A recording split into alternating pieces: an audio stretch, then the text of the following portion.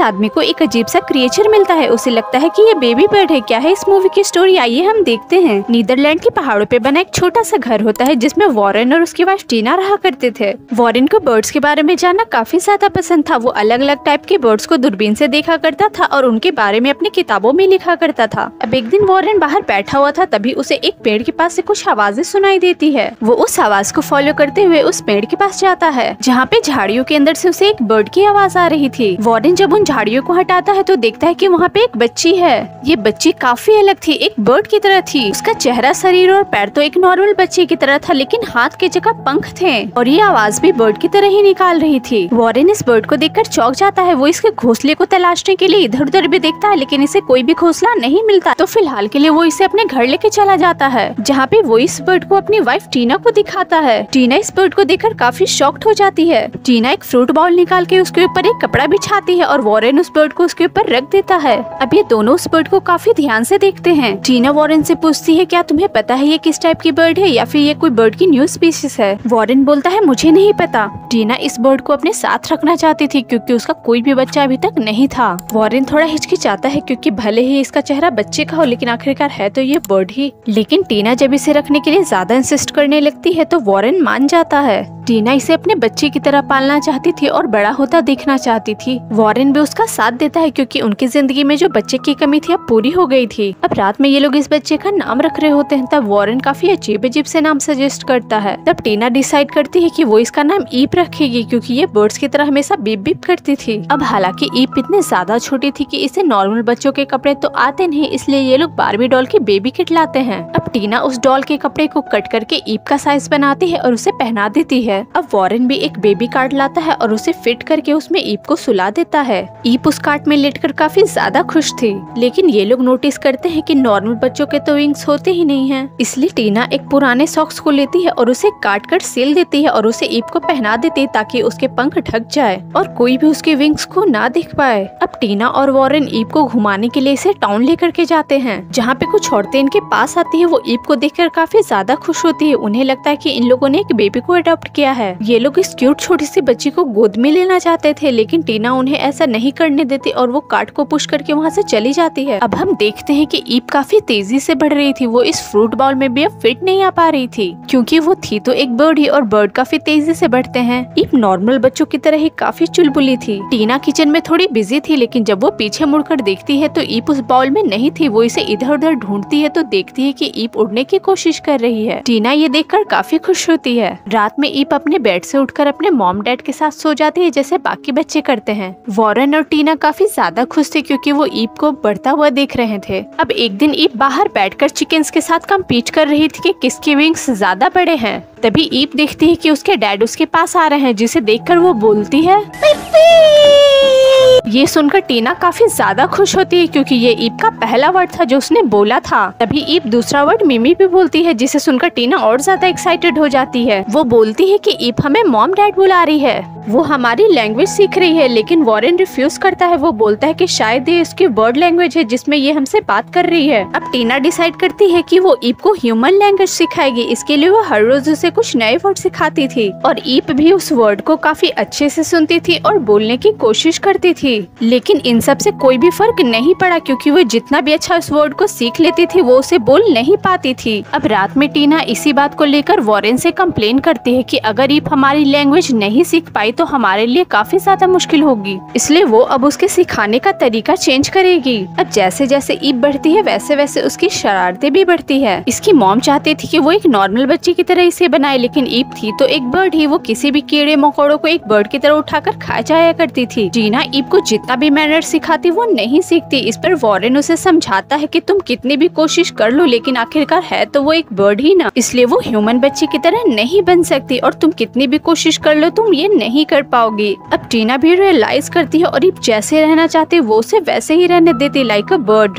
लेकिन टीना ईप को फिर भी थोड़ी बहुत सिखाने की कोशिश करती है। वो उसके पैरों में स्पून लगा के देती है ताकि वो अपने स्पून से खा सके, लेकिन फिर भी वो उसे नहीं खाती। ईप विंडो के बाहर बर्ड्स को देखा करती थी। वो उनकी तरह खुले आसमान में उड़ना चाहती थी, लेकिन उसकी मॉम उसके लिए हमेशा वरीड रहती थी क्योंकि अगर वो यहाँ से चली गई तो वो अकेले क्या कर सकती है सिर्फ विंग से। लेकिन उसके डैड कहते हैं कि वो अपनी विंग से सभी कुछ कर सकती है जो एक नॉर्मल बर्ड कर सकती है, इसलिए तुम्हें चिंता करने की जरूरत नहीं है। अब ईप थोड़ी सी और बड़ी हो जाती है और काफी दिनों के बाद उसकी मॉम उसे बाहर रेस्टोरेंट लेके जाती है। वहाँ पे ईप को पिंजरे में 2 पैरट दिखाई देते हैं जो अपने पंख फड़फड़ा रहे थे। उसका भी मन करता है कि वो अपने पंख को निकालकर फड़फड़ाए, लेकिन उसकी मॉम उसे ऐसा करने से रोकती है क्योंकि बाकी लोग उसे देख सकते थे। तभी उस रेस्टोरेंट में एक हंटर आ जाता है जिसे देखकर ईप की मॉम डर जाती है। उसे लगता है अगर उसने ईप को देख लिया तो कहीं प्रॉब्लम ना हो जाए, इसलिए वो उसे उठाकर बाथरूम के अंदर लेकर के जाती है। वो उससे बोलती है कि तुम्हें जितना भी उड़ना है इस बाथरूम में उड़ लो, और दरवाजा बंद करके बाहर खड़ी हो जाती है। अब थोड़ी देर के बाद टीना जब वॉशरूम का दरवाजा खोलती है तो वहाँ पे बस ईप के शूज होते हैं। वो देखती है कि ईप वॉशरूम की खिड़की से उन पक्षियों के पीछे उड़कर जा रही है। टीना उसे रोकने के लिए काफी आवाज देती है, लेकिन ईप उड़ने के लिए इतना ज्यादा डेस्परेट थी कि वो उसकी एक नहीं सुनती और उड़कर काफी दूर निकल जाती है। घर आकर टीना वॉरेन को सब कुछ बताती है, जिसके बाद वॉरेन अपनी दूरबीन लेकर उसे ढूंढने के लिए निकलता है। वापस आकर वो बताता है कि मैंने ईप को शहर की तरफ उड़ते हुए देखा है। अब ईप उड़ते उड़ते शहर के बीचों बीच आ जाती है जहाँ पे उसका बैलेंस बिगड़ जाता है और डिसबैलेंस होकर एक घर की छत से उस घर के अंदर एक मैट्रेस पे गिर जाती है। इधर हम देखते हैं कि ईप के पेरेंट्स उसे ढूंढने के लिए ट्रेन से शहर की तरफ निकल जाते हैं। अब हम एक बच्ची को देखते हैं जिसने कुछ शैतानी की होती है। उसके डैड उसके कमरे में उसे ले जाते हैं और बाहर से दरवाजा बंद कर देते हैं। इस लड़की का नाम जेनी होता है। वो अपने कमरे में ईप को देखकर चौंक जाती है, लेकिन वो ईप के पंख को देखकर बिल्कुल भी नहीं चौंकती क्योंकि वो फैंटेसीज में बिलीव करती थी।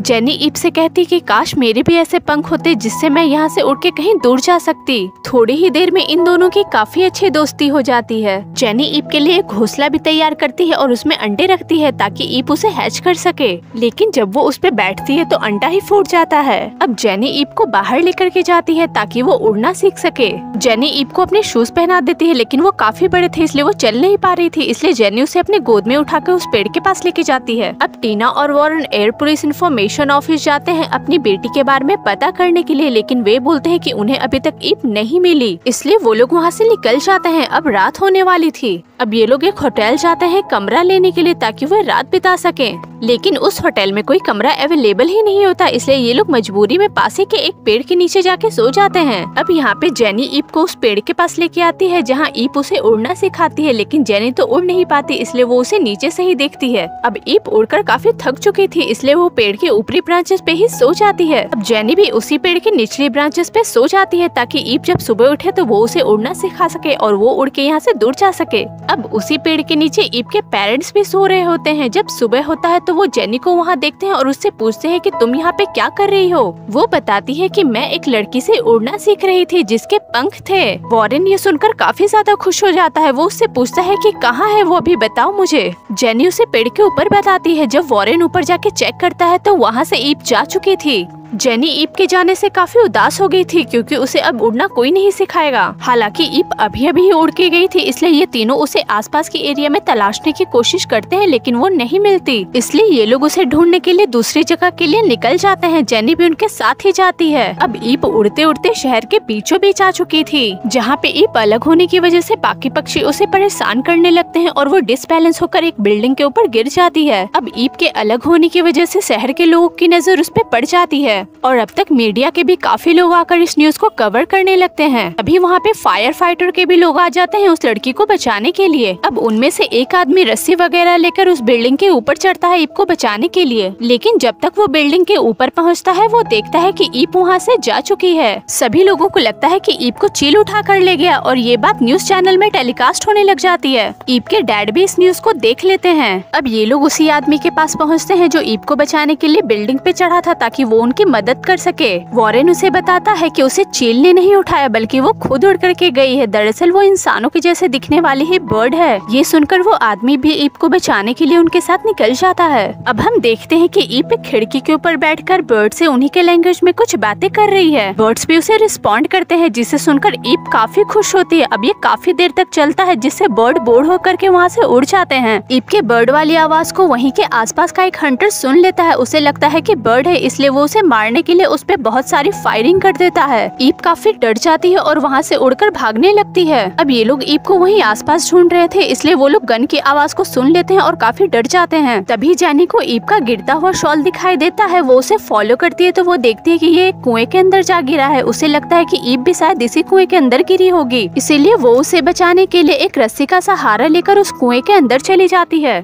कुएं में सिर्फ कीचड़ और गंदा पानी था। जब वो शॉल को हटाकर देखती है तो उसे ईप वहाँ पे नहीं मिलती। खैर पानी कम होता है इसलिए वो नहीं डूबती। जेनी हेल्प के लिए उन लोगों को बुलाती है। उसकी आवाज को सुनकर टीना और वॉरेन जल्दी से वहाँ पहुँचते हैं और ये लोग जल्दी से उसे बाहर निकालते हैं। अब शाम हो रही थी और बारिश भी हो रही थी, इसलिए ये लोग आसपास जो भी होटल मिलता है वहाँ स्टे करने के लिए एक कमरा ले लेते हैं। बारिश को देखकर ईप के पेरेंट्स को ईप के लिए काफी चिंता होने लगती है। उन्हें लगता है कि न जाने ईप इस बारिश में क्या कर रही होगी। अब जेनी खिड़की के बाहर देख रही होती है, तभी पेड़ के ऊपर बैठा उसे एक लड़का दिखाई देता है। वो उसे बात करने के लिए उसके पास जाती है। इन दोनों की काफी अच्छी दोस्ती हो जाती है। जेनी उस लड़के को बताती है कि हम एक ऐसे बर्ड को ढूंढ रहे हैं जो इंसानों की तरह दिखती है। अब ये लड़का जब अपने कमरे में सोने के लिए जाता है तो इसे अपने बेड के नीचे कुछ हलचल महसूस होती है। जब वो बेड के नीचे देखता है तो उसे ईप दिखाई देती है। वो जल्दी से जेनी के कमरे में जाता है और उसे वहाँ से बुलाकर ले आता है। जेनी ईप को देखकर काफी खुश होती है। वो उससे रात भर काफी बातें करती है और तीनों की अच्छी दोस्ती हो जाती है और तीनों वहीं पे उस कमरे में सो जाते हैं। अब सुबह जब इन दोनों की नींद खुलती है तो ये लोग जल्दी से जाते हैं टीना और वॉरेन के पास उन्हें बताने के लिए कि ईप उन्हें मिल चुकी है। जब ये लोग इन बच्चों की बात को सुनकर उस कमरे में ईप को ढूंढने के लिए जाते हैं तो वो देखते हैं कि ईप वहाँ पे नहीं है। जब टीना उस रूम की खुली हुई खिड़की को देखती है तो वो समझ जाती है कि ईप इसी खिड़की से उड़कर भाग गई है।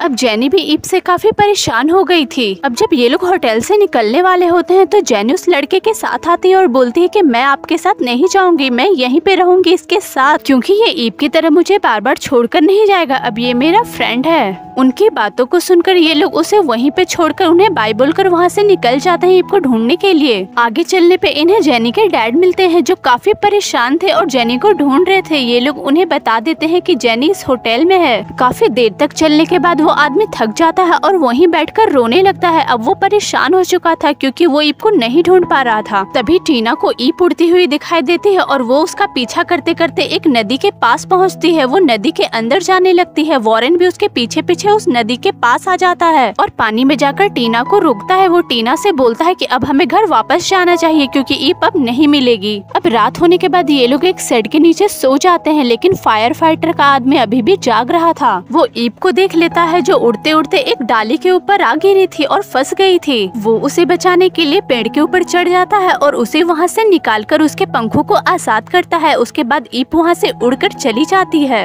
अगली सुबह वो ये बात टीना और वॉरेन को बताता है। इस बात को सुनकर टीना को काफी बुरा लगता है कि वो ईप के इतने पास होने के बाद भी उससे नहीं मिल पाई। उन्हें लगता है कि ईप अभी भी आसपास ही होगी, इसलिए वो उस आदमी को अलविदा बोलकर एक स्कूटर से उसे ढूंढने के लिए निकल जाते हैं। अब जब ये लोग उसे ढूंढ रहे होते हैं तो टीना दूरबीन से देखती है कि ईप बहुत सारे बर्ड्स के साथ उनके पीछे पीछे कहीं उड़कर जा रही होती है। ये लोग जब उन बर्ड्स को फॉलो करते करते समुद्र के पास पहुँचते हैं तो दूरबीन से देखते हैं कि ईप उन बर्ड्स के साथ समुद्र को पार कर रही है। ये देखकर वो काफी सैड हो जाते हैं। वो आपस में बातें करते हैं कि भले ही उन्होंने उसे अपने बच्चे की तरह पाला होगा, लेकिन ईप थी तो एक बर्ड ही, इसीलिए वो उड़कर चली गई क्योंकि उसे अपनों जैसा का ही साथ पसंद आएगा। इधर ईप का बैलेंस फिर से बिगड़ जाता है और वो उड़ते उड़ते पानी में गिर जाती है। इधर ये लोग घर जाने के लिए बस पे चढ़ रहे होते हैं, तभी इन्हें ईप की आवाज आती है। वॉरेन भागकर जल्दी से समुद्र की ओर जाता है ईप को बचाने के लिए। वो देखता है कि ईप एक लकड़ी के सहारे है और काफी भीगी हुई है। वो उसे बचाने के लिए पानी के अंदर चला जाता है और उसे बचाकर बाहर लाता है। ईप उन दोनों को देखकर काफी खुश होती है। अब ये लोग ईप को घर लेके आ जाते हैं जहाँ पे ये लोग उसके पंख को ठीक करते हैं। उसके बाद ये लोग डिनर करते हैं, फिर काफी एंजॉय भी करते हैं। अब रात में ईप को फिर से बर्ड्स दिखाई देते हैं और वो उड़ने की काफी कोशिश करती है ताकि वो उड़कर उनके साथ जा सके। अब सुबह में ये लोग बात करते हैं कि हमें ईप को आजाद कर देना चाहिए क्योंकि ईप एक बर्ड है और उसे बर्ड के साथ ही रहना पसंद है। इंसानों के साथ रहने पे उसे काफी प्रॉब्लम आएगी। वो लोग ईप को एक पहाड़ के ऊपर ले जाते हैं और वहाँ से उसे आजाद कर देते हैं और ईप उड़कर उनसे काफी दूर निकल जाती है। अब टीना काफी सैड हो जाती है, जिसे देखकर वॉरेन बोलता है कि मुझे लगता है कि ईप बारिश में हमारे पास जरूर आएगी, जिसे सुनकर टीना काफी खुश हो जाती है और ये मूवी यहीं पे खत्म हो जाती है।